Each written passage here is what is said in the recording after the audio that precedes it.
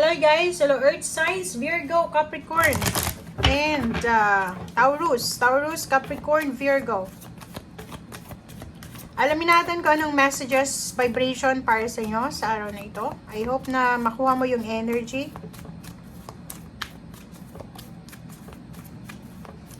Earth signs.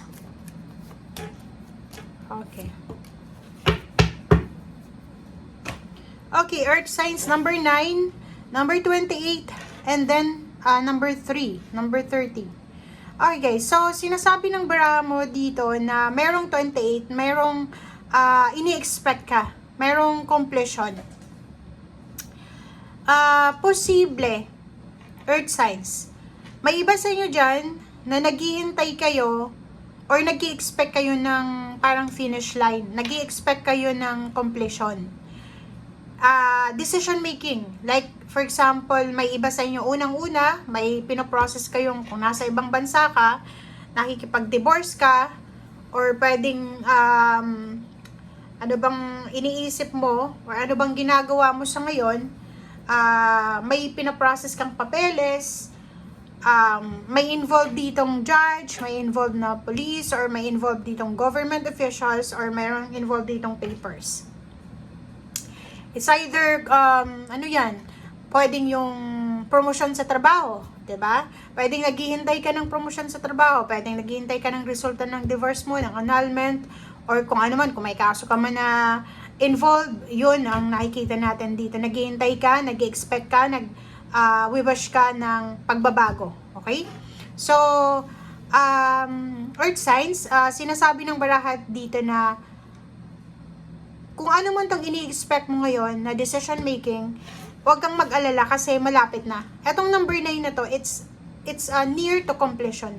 Parang ano siya, malapit ka na doon sa pinto ng kung ano man tong ini-expect mo. Nag-expect ka ng confirmation, resulta, answers, or kung ano man siya. Comment down below kung anong hinihintay mo. So, pwedeng travel plans. Naghihintay ka siguro kung kailan ka makakauwi, kung kailan ka makakalipat ng trabaho, ng bahay, makakaalis dyan sa situation mo or family members yung involved sa'yo. So, ang sabi ng baraha sa'yo dito, huwag kang mag-alala. Okay? Huwag kang mag-alala kasi malapit na. Malapit na malapit na. Okay?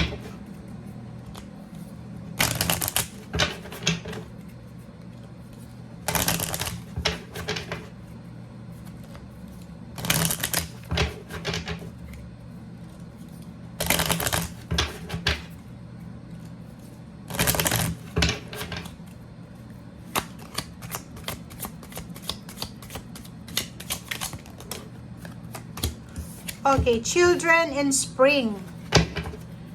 Okay, so sinasabi ng baraha sa'yo dito na sa araw na ito, kailangan ka ng anak mo kung may anak ka, pamangkin, or kung sino man tong batang individual sa buhay mo. So, sabi ng baraha sa'yo dito na meron ka, or pwedeng ikaw ay anak, or pwedeng nanay ka, or tatay, or kung sino ka man, na may involved ditong mga bata. Sabi ng baraha sa'yo dito na kailangan yung parang bigyan ng focus yung mga batang individual sa ngayon. Okay? Kung nanay ka, tiyahin, lola, kailangan ng atensyon ng mga bata sa buhay mo. Okay? And yung connection mo sa mga bata is part siya ng life purpose mo. In spring, sinasabi ng baraha sa'yo dito guys na ano man itong ini-expect mo, yung desires mo, yung pinagpipray mo, yung affirmation mo, yung manifestation mo, yung sagot sa mga dalangin mo, ay posibleng mamamanifest mo na siya. Soon, very soon siya. Kasi ano na to ang tawag dito, yung bloom to ng flowers diba? So, merong magbo-blossom sa buhay mo. Merong magbo-blossom, it's either baby, it's either may magbo-blossom na new plants, or kung ano man to na magbabago sa buhay mo kasi may change dito, or magsisimula. Okay? So, yun. Malapit na. Pwedeng may manifestation dito ng baby, or pwedeng Pwedeng ikaw, mayroon kang good news na i-share sa pamilya in few months.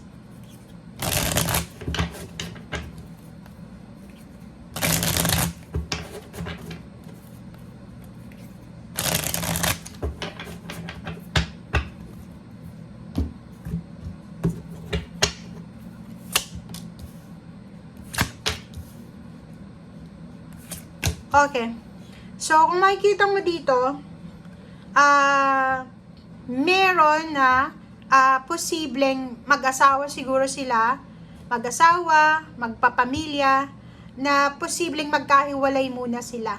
Okay? Kasi dahil sa obligasyon. So, nakikita natin dito na siguro isa kang earth signs, Virgo, Capricorn, and Taurus, na mapapalayo ka sa anak mo, or ikaw anak, mapapalayo ka sa magulang mo kasi may kailangan na obligasyon, may trabaho na kailangan puntahan. So, kung makikita mo dito, pwedeng ikaw ay sobra-sobra yung obligation mo. Kailangan mong tiisin na malayo sa anak mo kasi yun yung yun yung obligasyon mo na makapaghanap ng trabaho.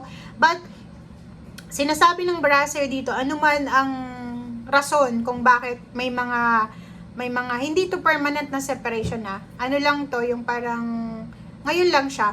Merong magkakahiwalay na magpapamilya, mag-ina, mag-ama, dahil sa trabaho or dahil sa obligasyon.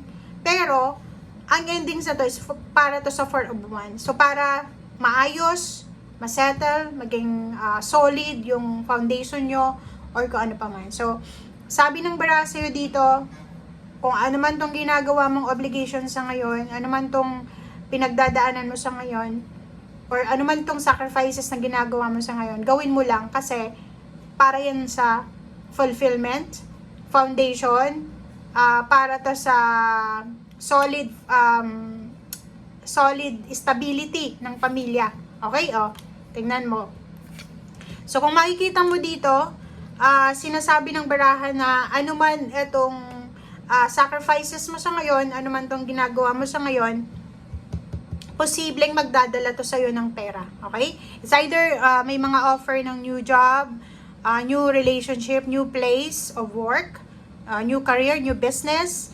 And yung Queen of Cups, sinasabi ng baraha sa'yo dito na magiging kalmado pa rin yung buhay mo kahit may mga pinagdadaanan kayo. And kung ano man tong pagbabago na magaganap sa buhay mo, wag kang mag-alala kasi magiging maayos, magiging kalmado, magiging peaceful, magiging prosperous and stable itong buhay mo. Okay? So, if nasa situation ka ngayon, earth signs na feeling mo, pagod ka na kasi nasa 10 of Wands ka kalma lang, kumalma ka kasi nasa tamang direction ka. Okay? And ano man itong pinagdadaanan mo, ano man itong ginagawa mo sa ngayon, makukuha mo yung fruits na ito. Okay? Yung fruition, magiging maayos, magiging solid yung foundation mo. Okay, thank you guys and see you again. Bye!